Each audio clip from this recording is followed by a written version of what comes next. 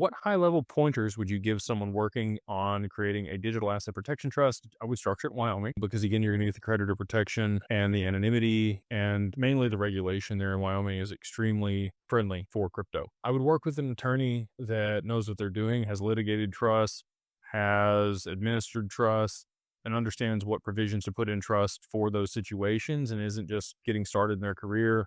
They've got a lot of tenure and understanding of what's going on. I would look at adding different clauses to your asset protection trust to make sure that it meets the criteria and how you want to manage your estate over the long term. If it's over 100 pages, it's probably too extensive and too rigid. If it's less than 30 pages, it's probably not as robust as you need. So somewhere in between those two amounts is probably going to be the sweet spot for you to capture everything that you want inside that and also give you the ability to be malleable because you want things to be flexible with it. You're going to want to pick a good distribution trustee, somebody that you trust enough to help you out. Obviously, they do have to do things to make sure that they're abiding by what they're supposed to do and not just give you your assets out of your trust anytime, especially if it is to pay off creditors. That's their job to protect you in that situation. And work with a really good attorney. I would try to make sure that you're finding the best attorneys to work with that understand digital assets and are going to set it up the right way. And, a lot of what I just mentioned there.